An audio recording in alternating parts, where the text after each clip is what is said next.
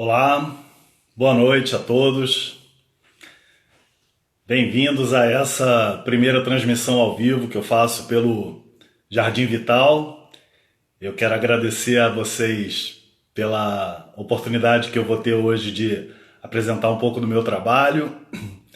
Trago algumas sugestões mesmo, né? Porque eu venho acumulando ao longo dessa minha jornada, desde a Rio 92, um pouco de conhecimento, e parte do meu trabalho educacional é essa de compartilhar com outras pessoas um pouco da jornada na agroecologia, na educação ambiental e na etnobotânica, de forma que nessa situação que a gente está vivendo de pandemia, né, infelizmente, eu acho que seria uma grande oportunidade que eu teria de aproveitar esse momento de quarentena e apresentar por meio desse instrumento, né, do Instagram, um pouco da minha vivência, um pouco da minha contribuição voltada a incentivar para que as pessoas tenham em sua própria casa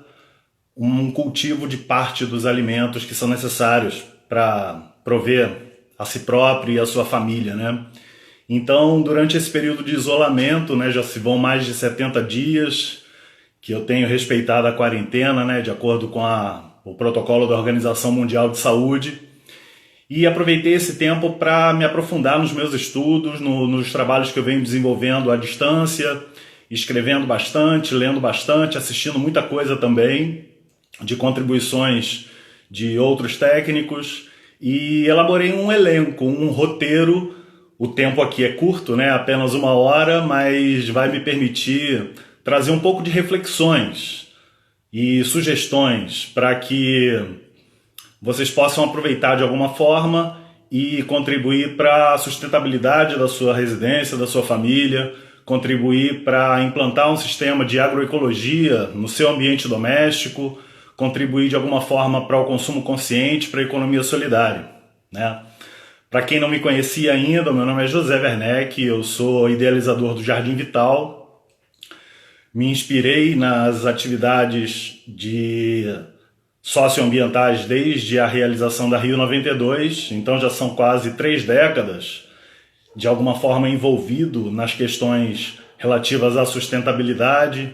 Tive a oportunidade de trabalhar em alguns jardins botânicos, em alguns projetos socioambientais, na área de educação ambiental, de agroecologia, e fui desenvolvendo um especial interesse pela etnobotânica, né, que são todas as formas de relação entre as pessoas e as plantas ao longo do decorrer da humanidade, e inspirado por toda a minha tradição da cultura materna, venho desenvolvendo meios de converter parte desse conhecimento em ações práticas no dia a dia, compartilhando isso com pessoas dentro de programas educacionais, na forma de publicações, oficinas, e praticando a agroecologia, né, que seria a agricultura associada a questões ecológicas, de forma a gente produzir alimentos saudáveis, sem veneno, com técnicas sustentáveis, com formas de distribuição de recursos de forma solidária entre produtores, entre comerciantes, entre os clientes finais, de forma a gente promover uma distribuição mais equilibrada e justa dos recursos advindos da produção de alimentos, né? Então, quem já conhecia o Jardim Vital, me acompanha já há algum tempo, tem um pouco mais de conhecimento sobre a proposta que eu defendo, né, por intermédio do meu trabalho. E quem está chegando agora vai poder olhar aí no feed e vai poder conhecer um pouco mais sobre esse histórico de atuação do Jardim Vital, certo? Então, eu fiz aqui uma listinha, de vez em quando eu vou precisar recorrer a ela para acabar não esquecendo de nada. O áudio tá bom? Vocês estão conseguindo ouvir? Dá um sinal aí, por favor. Era para eu ter perguntado antes, né? Mas só perguntei agora. Mas eu espero que sim. Bom, eu não vou solicitar nenhum tipo de remuneração por essa singela contribuição para mim. Mas eu vou pedir então que cada um que estiver assistindo, que se sentir motivado a de alguma forma retribuir o conhecimento que vai ter oportunidade de ter acesso hoje, que faça uma doação de 1 quilo de alimento não perecível em alguma organização ou para alguma família que esteja precisando perto de você, né? Eu não quero pedir nada para mim nesse instante, mas a forma que eu tenho de contribuir com o meu conhecimento, além de ofertar para vocês, é pedir que vocês dediquem uma pequena atenção dessa forma para quem estiver precisando próximo a você, né? Me perguntaram se eu faria uma apostila sobre essa live. Eu não tive condição de elaborar um material específico para acompanhar essa transmissão ao vivo, mas eu sugiro, porque tem muita coisa publicada já da minha trajetória de trabalho no Facebook do Jardim Vital. E fica aberto também o contato para vocês podem me enviar mensagem diretamente aí pelo Instagram.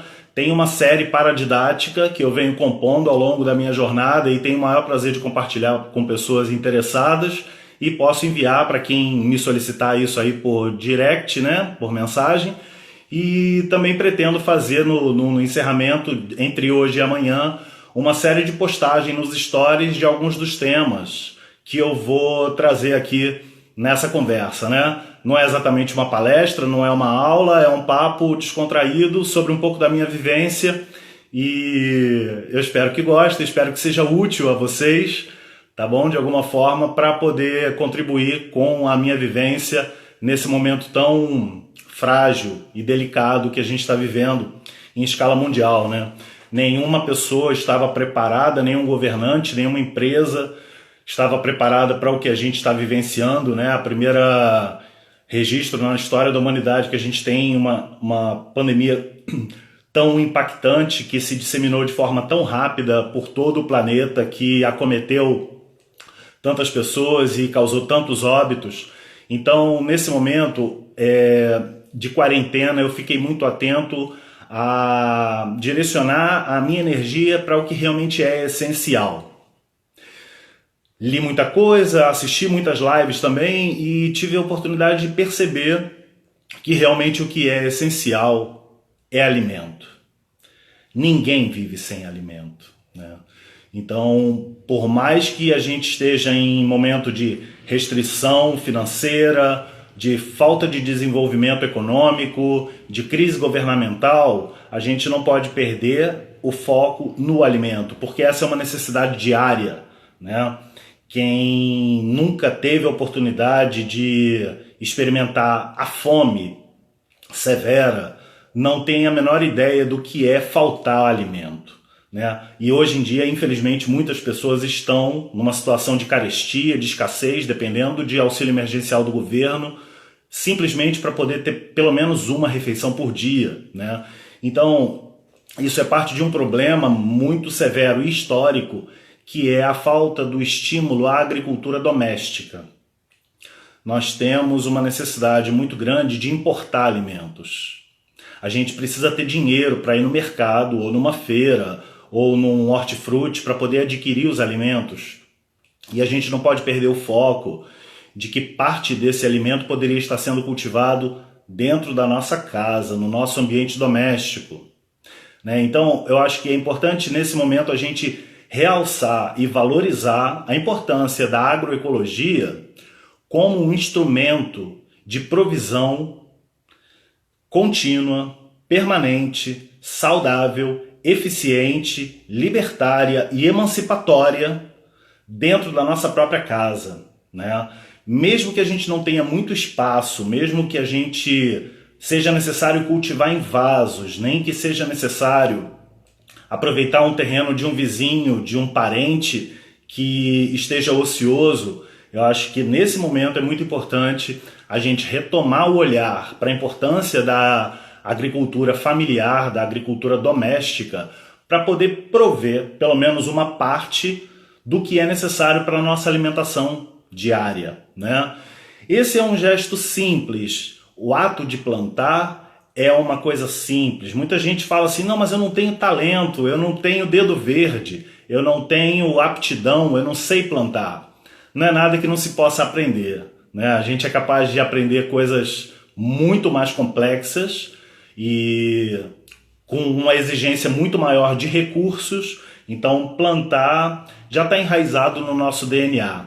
Já faz pelo menos 10 mil anos que os homens, a humanidade, aprendeu as técnicas necessárias para plantar.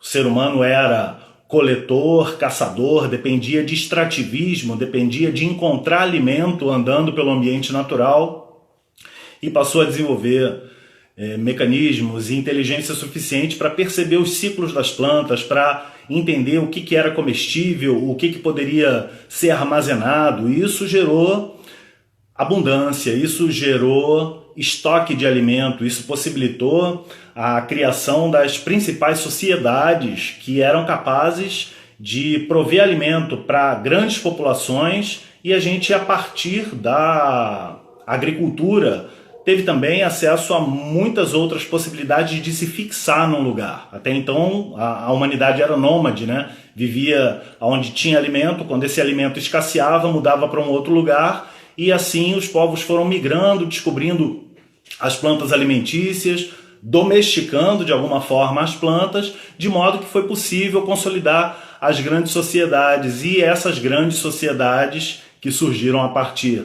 do alimento depois foram também criando grandes problemas, porque depender de um terceiro para prover o alimento que você necessita é um problema de estrutura, né? Quando a gente olha hoje que o Brasil é enorme, tem uma terra super fértil, uma boa distribuição de chuva, um solo, na maioria das vezes, nas regiões de potencial agrícola, e a gente percebe que a agricultura está sendo delegada para grandes corporações, para grandes empresas, para a produção de commodities, para exportação, seja para criar ração para alimentar animais, seja para exportação. E, na verdade, o que realmente põe comida na nossa mesa é a agricultura familiar. Toda a sorte que a gente tem hoje de vegetais frescos, de hortaliças, de legumes e verduras, elas são provenientes daqueles pequenos sitiantes que moram nos perímetros fora da cidade e que desenvolvem ali o seu ofício para poder botar alimento fresco na nossa mesa, né? Então tem uma expressão muito interessante, que se o campo não planta, a cidade não janta. Então acho que é a hora da gente enxergar nessa pandemia uma oportunidade de se dedicar um pouco mais a produzir pelo menos parte desse alimento, né? Isso é libertário, isso é emancipatório. Isso promove uma possibilidade de você variar o seu cardápio, de você saborear alimentos frescos, sem agrotóxicos, principalmente, né? Pelas técnicas agroecológicas a gente consegue meios de produção de alimentos que não dependem de venenos, não dependem de insumos químicos, não dependem de sementes geneticamente modificadas.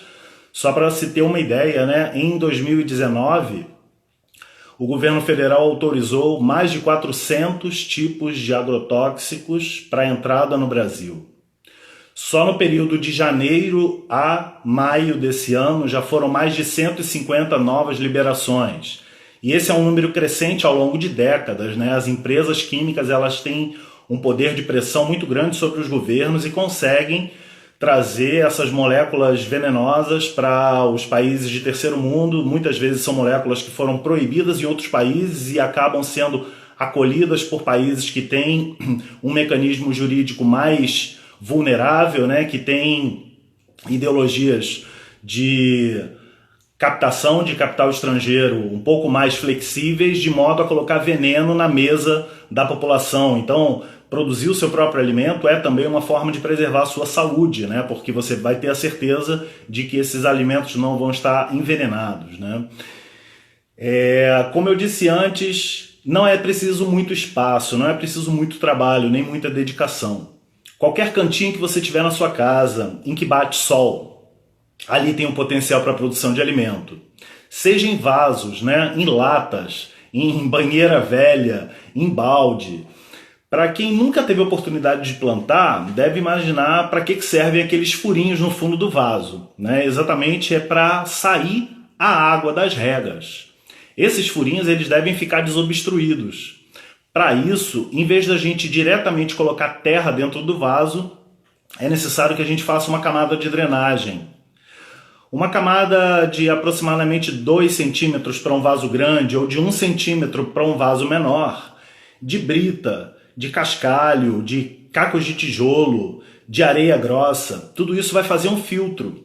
Quando a gente molha a terra das plantas, ela não entope os furos de drenagem. A água ela tem que entrar na terra, mas ela também tem que sair.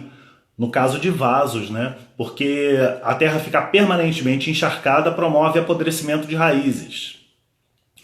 Então, o traço de terra ideal para que você possa plantar alimentos em vaso normalmente é constituído por uma mistura de 3 partes principais. O solo ideal para a produção de alimento ele deve ter uma porção de argila, porque vai ajudar a reter a umidade, vai ajudar as raízes a se fixarem. A argila também é rica em ferro, ela melhora a capacidade de trocas elétricas no substrato, né, que a gente chama. E uma parte de solo arenoso, que vai promover a drenagem, e uma parte de composto orgânico, que é a principal responsável pela nutrição vegetal. Então, lembrando, um pouco de terra argilosa, um pouco de terra arenosa e uma porção de composto orgânico. Essa é a mistura clássica para cultivar alimentos em vasos. Hoje em dia já é bem mais tranquilo de você conseguir adquirir nos estabelecimentos uma terra pronta para cultivo em vasos.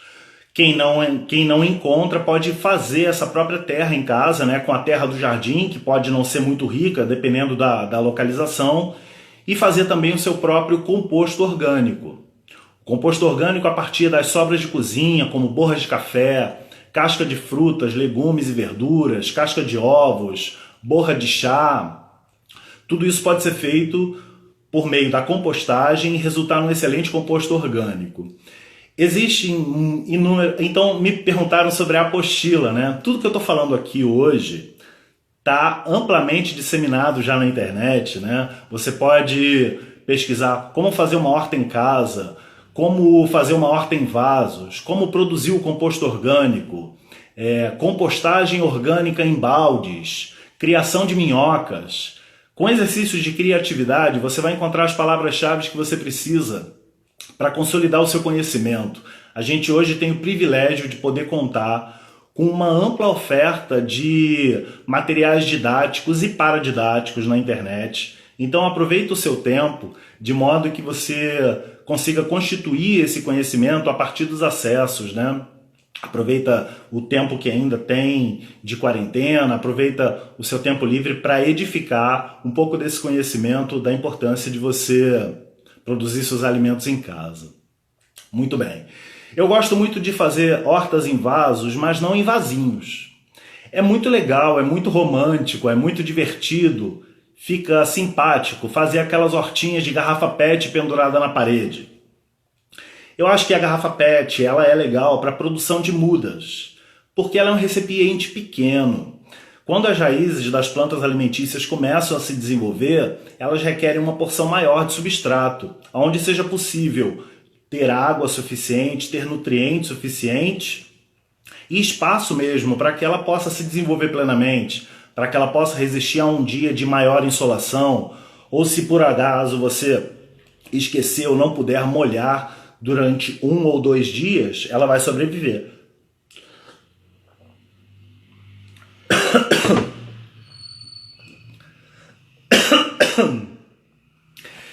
Então, eu sugiro sempre que vocês utilizem vasos maiores. Eu gosto de vasos de aproximadamente 30 centímetros de diâmetro, ou vasos quadrados, porque eles dão uma porção maior de terra e possibilitam um cultivo com maior sucesso, em especial das plantas alimentícias. Desculpem.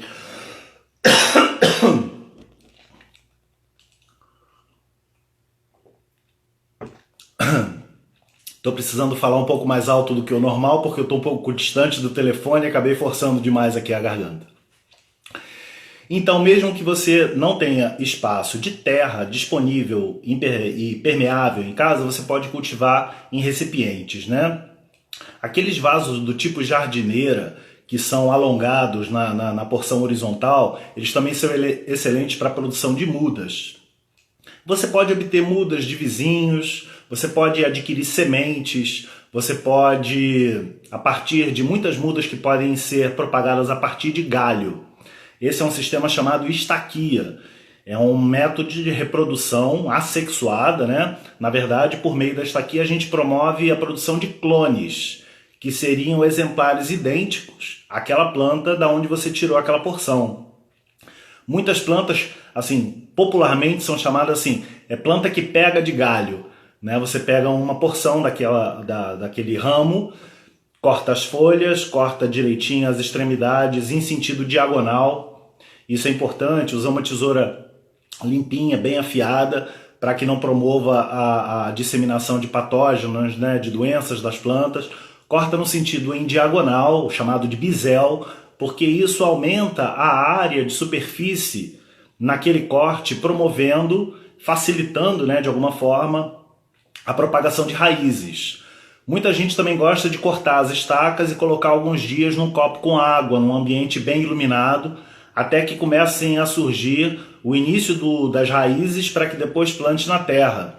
Algumas são mais exigentes, realmente requerem que seja dado esse tratamento primeiro de enraizar na água, mas outras são muito versáteis e certamente enraizam se forem plantadas diretamente na terra, né?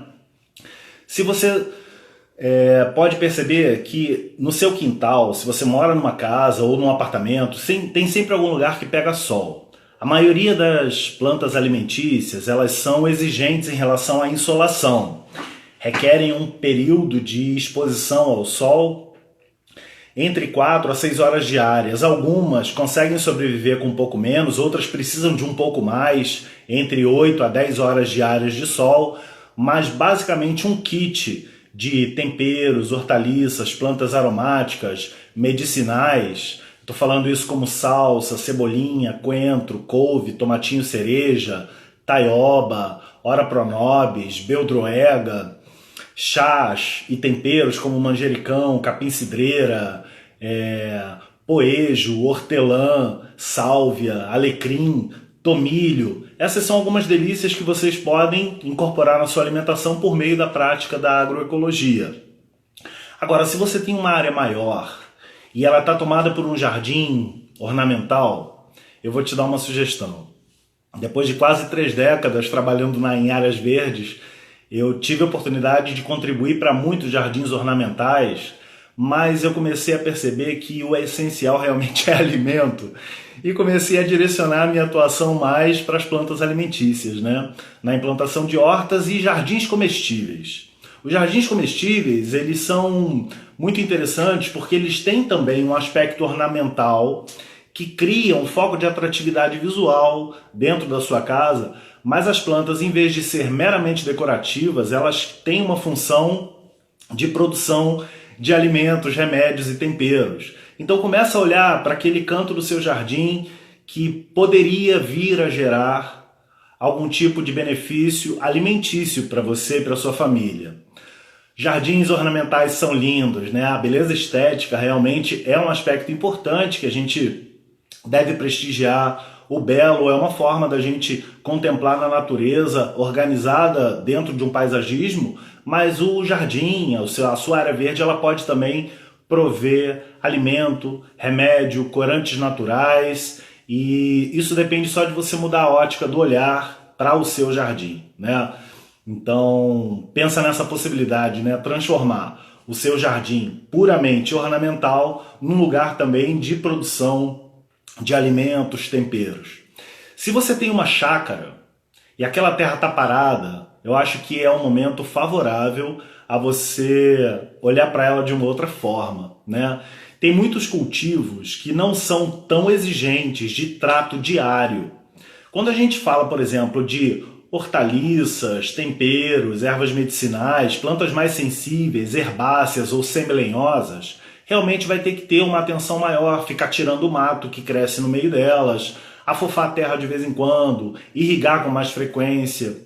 Mas se você tem uma área um pouco maior e que ela está parada, em vez de só estar crescendo mato, não seria a possibilidade também de você aproveitar para as culturas de base, as culturas de volume? Por exemplo, milho, mandioca, batata doce, árvores frutíferas são muito importantes.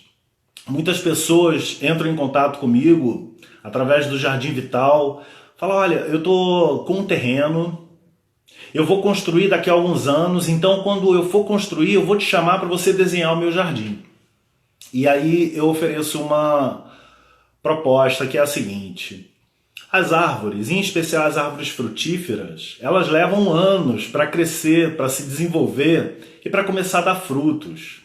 Então, se você tem um terreno e você sabe exatamente em qual porção do terreno você pretende construir, considera que antes mesmo da construção você já pode ir aproveitando esse tempo em que você está fazendo a sua reserva de capital necessária para a construção, para ir plantando no seu terreno. Se você sabe onde vai construir, onde vai passar o carro, onde vai ter a instalação da água, onde vai ter o estacionamento, as outras áreas em que você pretende, que você precisa de sombra, por exemplo, você já pode ir plantando.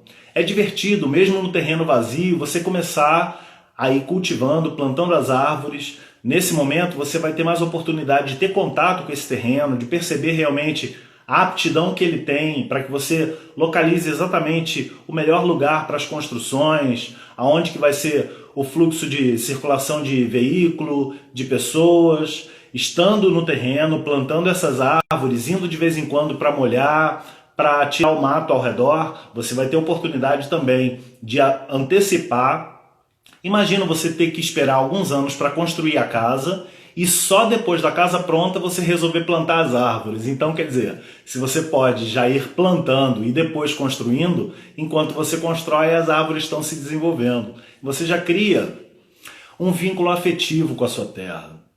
Os sítios e chácaras, eles podem ser olhados de uma forma que não seja somente um lugar para reunir pessoas, para fazer churrasco, para jogar futebol. Ele pode ser um lugar sagrado, né? Como ele de fato é. Os sítios e chácaras, eles permitem que você tenha e proporcione às crianças da família, às pessoas de mais idade, o que é um vínculo afetivo com a terra. A gente depende de ter essa conexão restaurada, principalmente agora em que a gente está tanto tempo em quarentena, que a gente perdeu um pouco do contato com o ambiente externo. Olha para o seu quintal, olha para a sua chácara de uma outra forma, né? Aquilo pode ser um lugar de você recuperar, de você reabastecer sua energia, de você voltar a ter contato com a terra, com os elementos, poder plantar, poder tirar dali parte do alimento que você precisa, reunir pessoas em prol de uma agroecologia coletiva, né? Para vocês terem uma ideia, 1 metro quadrado de canteiro provê muito alimento, né? Porque a natureza é muito generosa, é muito farta. Quando a gente começa com gestos simples de cuidar da terra, de plantar, de colher, de aproveitar esses alimentos, processar o que é perecível. Muita coisa a gente pode fazer geleia, muita coisa a gente pode fazer molho, muitas coisas a gente pode congelar, muitas coisas a gente pode dividir esse excedente da produção com outras pessoas. E imagina que a gente pode fazer muita troca também. Os sitiantes normalmente trabalham em sistemas de mutirão, né? Então o João vai fazer uma roça de abóbora, chama as pessoas, vai lá, faz uma roça grande, todo mundo planta, todo mundo vai ajudar no manejo daquela área. Depois o fulano vai fazer uma roça de aipim. Então esse trabalho coletivo, quando ele gera as colheitas, ele também gera distribuição, ele também gera trocas. No campo ainda é muito comum o ato da permuta, da troca, do escambo, né? Muita gente ainda faz troca de mercadorias. Então cada vez mais a gente deve lembrar que o dinheiro está escasso. A gente está passando por uma crise econômica que ainda vai ser ressentida por um longo período, né?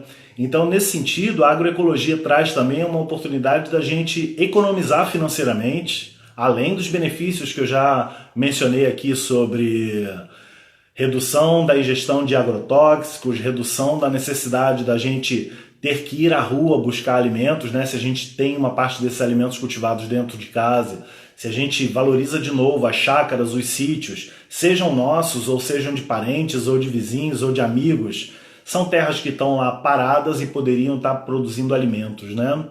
Deixa eu voltar para a minha pauta aqui para ver se eu não estou esquecendo de nada.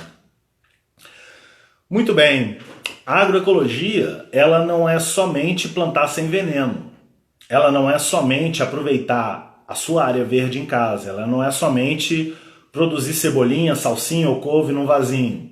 A agroecologia, ela deve ser entendida como um movimento de um sentido muito mais amplo, que não é somente, pura e simplesmente, a produção de alimentos, mas também, junto com as tecnologias que nos permitem o cultivo sem venenos, ela também compõe uma rede de economia solidária. Por que eu estou trazendo essa pauta hoje? Exatamente porque nesse momento de uma crise econômica que a gente está experimentando e que realmente vai se estender ainda por um longo tempo, eu considero muito importante a gente revalorizar e ressignificar as nossas compras e dirigir parte do recurso que a gente tenha para pequenos produtores. Tem muita família que nesse momento está sem emprego, contando com o auxílio emergencial do governo, mas isso tem uma data para terminar, isso não vai durar para sempre, e realmente esse valor de R$600 por mês não é suficiente para prover tudo que uma família precisa, né? Então tem muita gente se descobrindo como empreendedor, como pequeno produtor. Então nesse momento eu considero importante a gente refletir em torno do seguinte: ao invés da gente fazer nossas compras todas em grandes redes de abastecimento, a gente pode dedicar também uma parte desse nosso recurso financeiro a adquirir diretamente de produtores familiares. Seja uma verdura, uma hortaliça, um queijo, um mel, o que quer que seja. Se você vai ter uma pessoa do seu coração fazendo um aniversário, em vez de você ir numa grande loja comprar para essa pessoa uma lembrança, não que a lembrança seja obrigatória, às vezes o pensamento naquela pessoa, às vezes um telefonema hoje em dia é mais importante do que realmente um presente. Mas se você se sente motivado a dar uma lembrança para uma pessoa, seria uma grande oportunidade de você prestigiar um artesão local, por exemplo, uma pessoa que esteja fazendo um tipo de artesanato original e que depende daquilo para viver. Muita gente talvez se sinta motivado a ganhar uma geleia, a ganhar um queijo artesanal, um pote de mel, um sachê de chá fresco. Então vamos tentar ser criativo nesse momento, porque ao mesmo tempo a gente vai estar distribuindo de uma maneira mais justa e equilibrada os nossos recursos financeiros para pessoas que estão passando hoje uma necessidade muito grande de vender a sua produção. Então, prestigiar o agricultor familiar, tentar adquirir parte dos alimentos diretamente de quem produz, você está dando o seu dinheiro exatamente na mão de quem se empenhou para produzir, ao invés de dar o seu dinheiro ou o seu cartão de crédito ou de débito, numa grande rede que movimenta muito combustível fóssil, em que os produtos têm que vir de muito longe. Isso movimenta tanto imposto, isso movimenta tanta taxa bancária, tanta taxa de cartão de crédito, publicidade, marketing, excesso de embalagens, e na verdade o que sobra para o produtor é muito pouco. Então quando a gente faz a preferência por adquirir os itens que a gente não é capaz de produzir de pequenos produtores, a gente está contribuindo de uma forma muito especial para a sobrevivência de diversas famílias. E nesse momento de pandemia, isso fica cada vez mais importante, né? A gente ter essa clareza de que todo mundo está precisando, está com restrição financeira, e a nossa forma que a gente tem hoje de contribuir para que essa economia seja um pouco melhor distribuída entre pequenos produtores é prestigiando realmente as famílias que dependem da venda da sua produção, né? Não seria o momento também da gente repensar o nosso consumo? Será que realmente a gente vai agora, depois de tudo isso que está acontecendo, se sentir motivado a manter os mesmos padrões de aquisição que a gente tinha antes, né? É um momento em especial da gente ver o que realmente é essencial, o que é supérfluo, o que é imprescindível, o que não é imprescindível, né?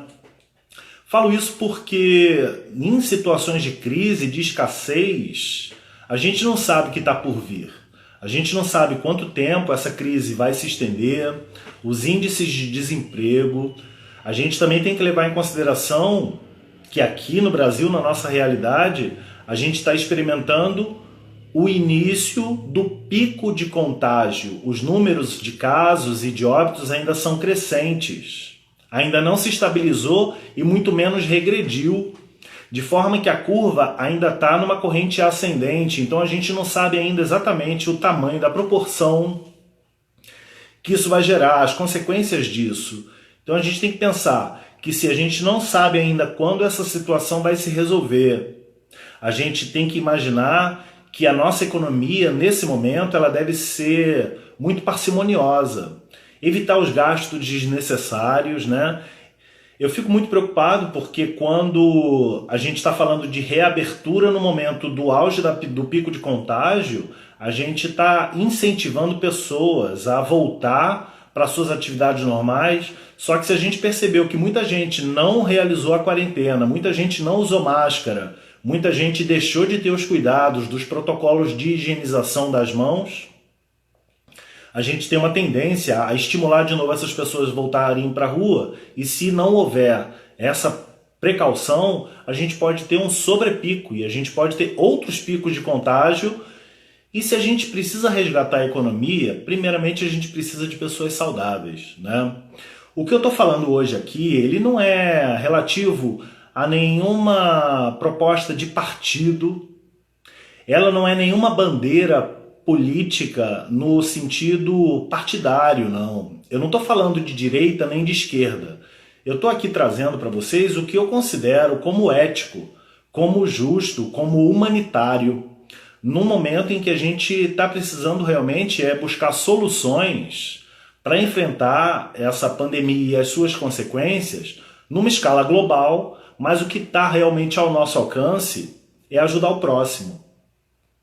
E o próximo é aquele que está próximo, é aquele que está perto da gente, né? É o nosso familiar, é o nosso vizinho, é o produtor local, é o comércio local, né? Então, nesse momento em que a gente está precisando refletir um pouco mais sobre essas questões, eu gostaria de mencionar que é importante a gente ter essa clareza, né? A gente refletir sobre aonde a gente vai dirigir o nosso esforço, o nosso recurso, o nosso planejamento, de modo a gente tornar a economia mais solidária, mais equilibrada, numa escala local. Nós não vamos conseguir resolver o problema da nossa cidade, do nosso município, mas a gente tem como contribuir para aquelas pessoas que estão próximas a nós, né? Isso independente de qual partido você acredita, de qual é a sua corrente, em quem você votou, no momento somos todos iguais. A pandemia, ela não escolhe pessoas perguntando em quem você votou. Quando você chega no SUS para ser atendido, não importa em quem você votou, no que você acredita. O tratamento vai ser o mesmo para todo mundo, né? Então, sobre essa questão de saúde, vale a pena frisar também que todo esse contexto de agroecologia, ele pode promover para as famílias uma melhoria significativa no quadro de saúde. Se a gente imaginar que boa parte dos alimentos frescos e hortaliças e verduras, né, tem uma cor específica. E os nutricionistas costumam dizer que quanto mais sortido for o prato em termos de cores, maior a chance que nós temos de estar ingerindo naquela refeição todo o repertório nutricional e alimentício dos quais a gente precisa. Toda classe de vitaminas, minerais, proteínas, aminoácidos, óleos e fitoquímicos está presente nesse sortimento de vegetais. Então, se a gente consegue a cada refeição ter pelo menos 5 cores no prato, Isso significa que aumenta a nossa chance de ter ali naquela refeição o que a gente precisa para se manter em saúde. Só que certamente essa variedade de alimentos ela não é acessível para todas as pessoas, infelizmente, né? Nós estamos vivendo um momento em que a alimentação está muito restrita, ela está muito pobre, ela está muito falta de sortimento por escassez financeira, infelizmente, né? Tem muita gente passando privação e até fome, pobreza, miséria, mas também uma parte dessa alimentação ela não é sortida porque a gente às vezes esquece de priorizar os alimentos de origem vegetal. E existe nas plantas alimentícias não convencionais uma série de plantas que poderiam estar sendo muito mais amplamente divulgadas como recursos alimentícios e não ser tratados como mato. Esse é um termo muito interessante que vale a pena vocês se aprofundarem. Punk. P-A-N de nunca e C de casa. PANC é a sigla de plantas alimentícias não convencionais. É uma expressão idealizada pelo Dr. Valdeli Knupp, que tem um livro fantástico sobre o tema e que traz 350 espécies de plantas alimentícias não convencionais que se adaptam bem ao cultivo em todo o Brasil e que podem inclusive ser encontradas no ambiente natural, são plantas, a maioria das espontâneas. E esse livro também tem 3 sugestões de receita para cada uma dessas espécies. É uma publicação muito interessante que pode trazer um amplo conhecimento sobre esses matos comestíveis, né? Plantas que estão sendo tratadas e desperdiçadas como recurso alimentício.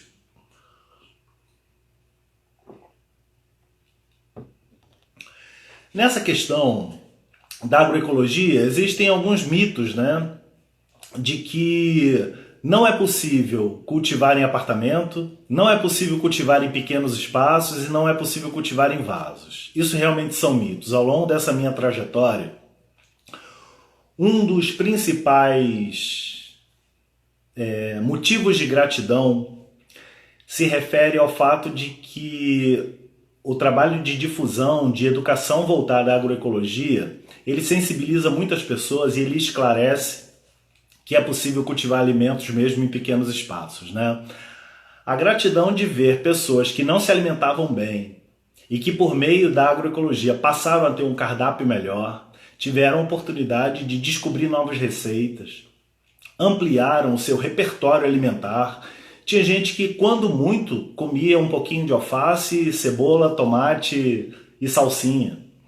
E através da agroecologia ela passou a cultivar, famílias passaram a cultivar uma variedade tão grande de alimentos e começaram a descobrir receitas e formas de preparo desse sortimento de alimentos e passaram a ter até mais prazer no ato de cozinhar.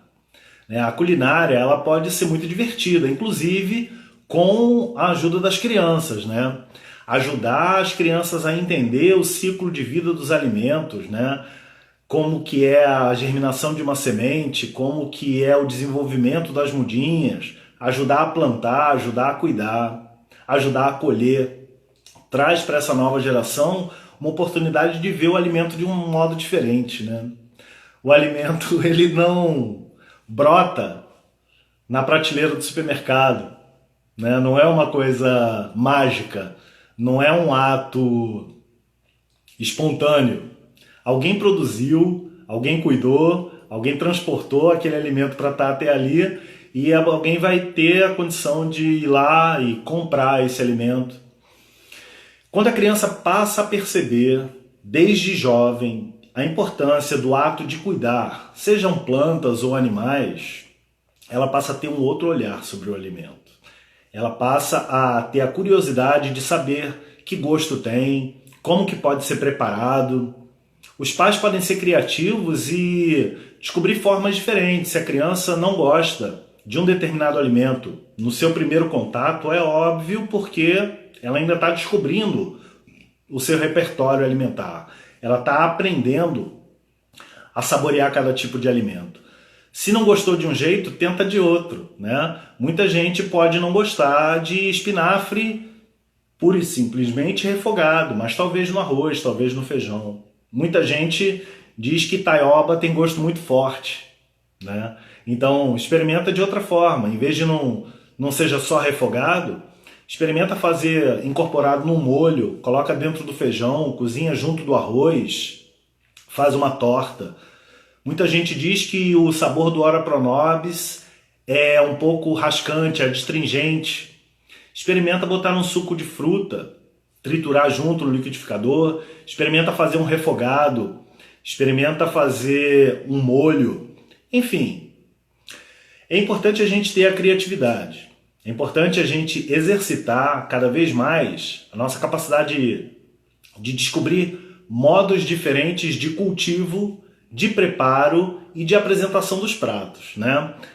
Muitas crianças têm dificuldade de comer verduras e hortaliças porque não foram devidamente estimulados, né, desde cedo a apreciar essa diversidade. Então, na hora de constituir as suas preferências de paladar, se os pais se empenham em oferecer um sortimento interessante e diversificado de alimentos vegetais, as crianças têm uma chance de pelo menos experimentar.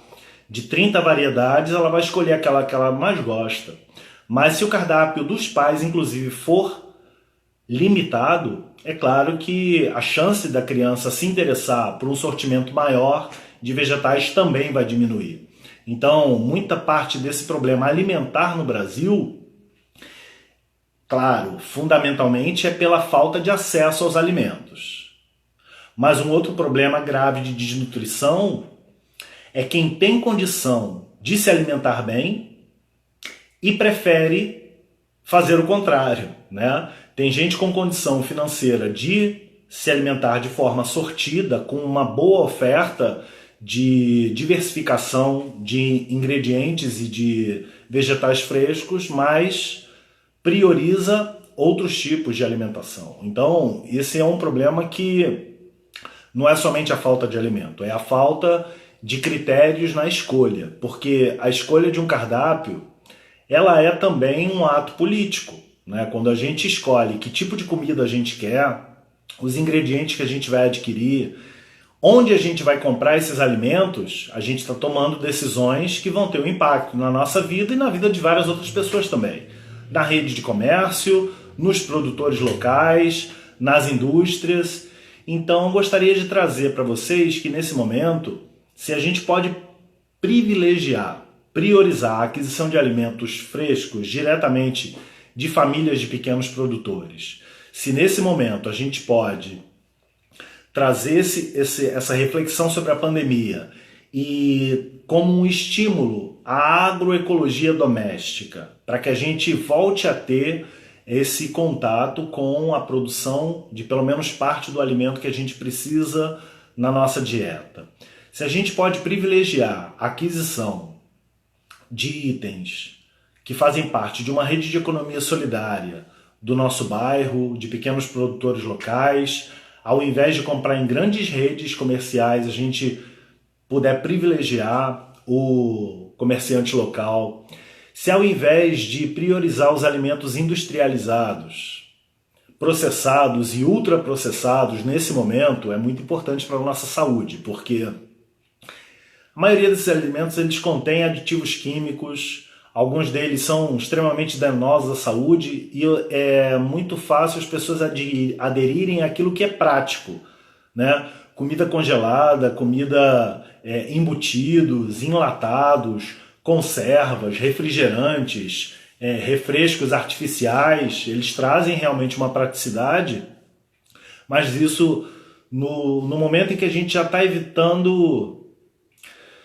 a gente já está com uma oferta menor de acesso ao ambiente externo, né? Muita gente está muito tempo confinado dentro de casa, nem todo mundo está fazendo exercício, pegando sol, a alimentação está mais restrita porque a gente está indo menos à rua, então muita gente pensa, então vou comprar um estoque de comida pronta, e nessa circunstância que a gente já está vivendo um abalo emocional por conta da pandemia, mais as toxinas que a gente pode estar absorvendo por conta de uma alimentação desequilibrada, a gente pode tentar evitar, minimizar esses danos, né, à saúde, principalmente priorizando, não nesse momento, os alimentos industrializados, os processados e os ultraprocessados, né?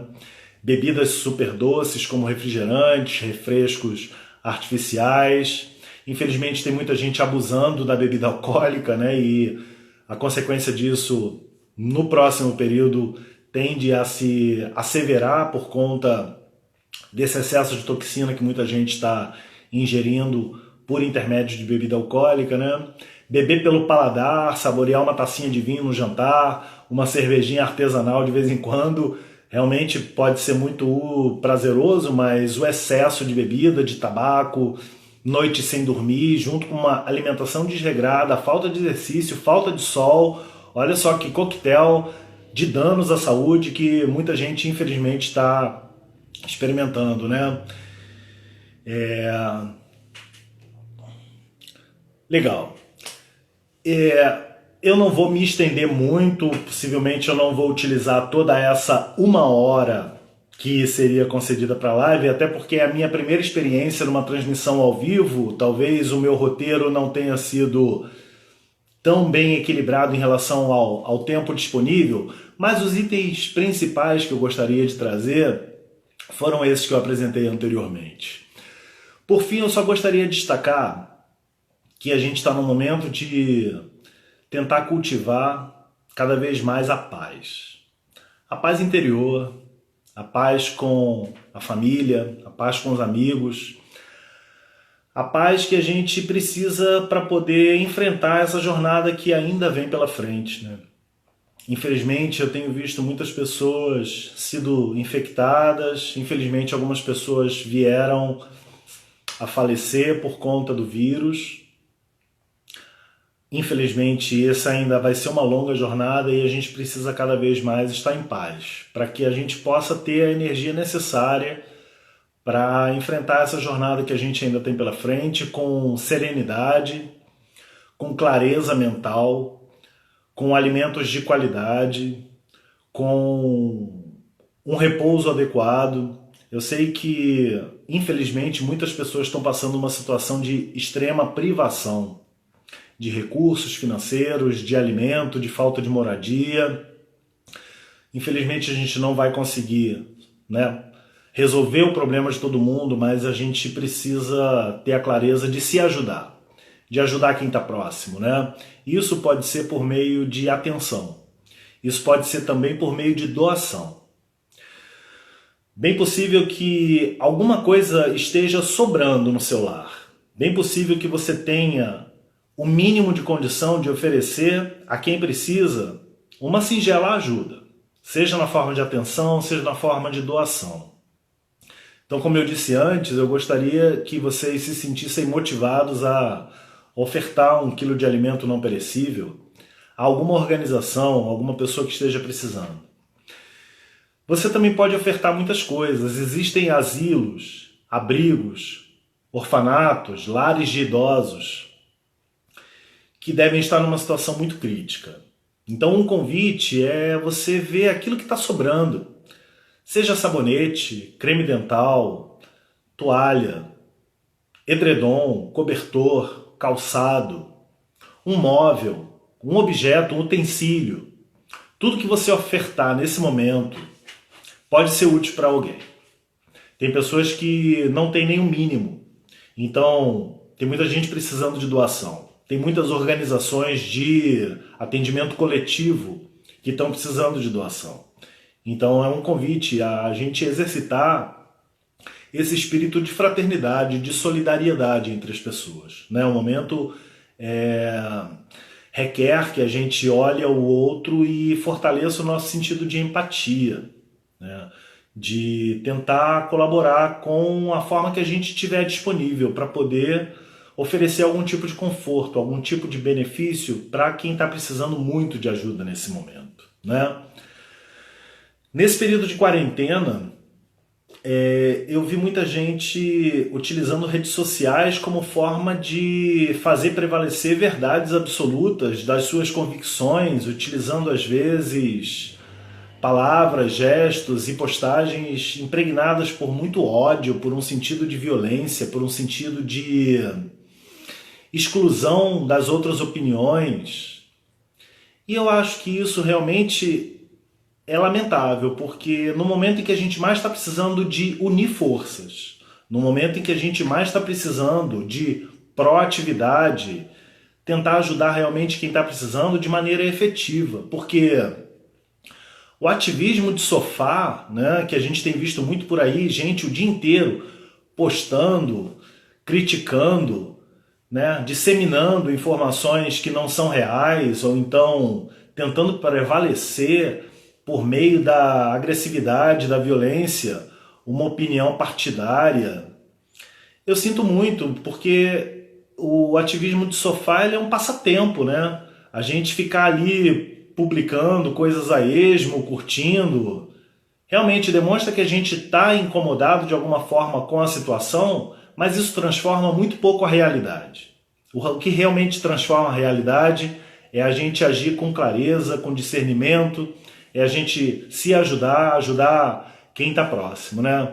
Nesse momento a gente não precisa de mais violência, nesse momento a gente não precisa de truculência, nesse momento a gente não precisa de armas, a gente não precisa de agrotóxicos. O que a gente precisa nesse momento são outras ferramentas de transformação social. A gente precisa agora encher o nosso coração de vida e poder doar para outras pessoas uma mensagem que possa trazer conforto. A gente pode dedicar nossa energia para o nosso trabalho, para a gente produzir alimentos saudáveis, para a gente contribuir de alguma forma, nem que seja remotamente, para a qualidade de vida de outras pessoas. O momento agora, na minha opinião, é de doação. Doação de energias boas. Canalizar a força que a gente tem para tentar promover um mundo melhor. Porque essa pandemia, ela trouxe uma oportunidade única, um portal que se abriu. Se a gente sair dessa quarentena exatamente pensando como a gente pensava antes, não teve função nenhuma. Mas a gente pode fazer dessa chance de rever pensamentos, de refletir acerca dos nossos hábitos, as maneiras como a gente convivia com as pessoas, com a sociedade, a maneira que a gente cultivava poderes, a maneira como a gente idolatrava jogadores de futebol, blogueiros fit, grandes redes de empresas. Será que nesse momento isso tudo tem valor? Eu tenho visto muita gente simples colaborando, doando, se empenhando em arrecadar alimentos. Eu tenho visto muito poucas grandes empresas que detêm um poder econômico muito maior ajudando muito pouco. Eu tenho visto muitos políticos de ambas as correntes partidárias tentando se promover. E tenho visto muito poucas ações políticas estruturadas, consolidadas, com metas tangíveis, realmente tomando as providências que deveriam tomar. Eu lamento, porque a gente está falando de vidas, a gente está falando de a humanidade, a gente está falando de desenvolvimento sustentável. Não consigo encontrar coerência nesse momento em quem está somente preocupado com o dinheiro. O dinheiro é importante, sim. O desenvolvimento econômico vai se reconstruir aos poucos, mas a gente precisa de pessoas saudáveis. A gente precisa, nesse momento, de paz. E a gente pode ter na agroecologia, no seu ambiente doméstico, no consumo consciente, na economia solidária, ferramentas importantes de reconstrução da nossa realidade social. A gente pode, através das redes sociais, disseminar mensagens de construção coletiva, coisas que podem nos unir em prol de uma reconstrução, ao invés de nos separar. Não é mais o momento da gente falar de A ou B. A gente agora precisa entender que a nossa ação deve ser em prol da coletividade, né? Se você está fazendo o isolamento, se você está respeitando o período de quarentena, se você está usando... Vai acabar o tempo. Então eu quero agradecer a todo mundo que esteve aí, quero agradecer a todo mundo do Programa de pós-graduação em Agricultura Orgânica, meus colegas do PPGAL, a todo mundo da Universidade Federal Rural do Rio de Janeiro. Quero agradecer a todo mundo que de alguma forma prestigiou. Eu aguardo o contato pelas mensagens ou pelo celular que está aí. Muito obrigado a todos pela oportunidade.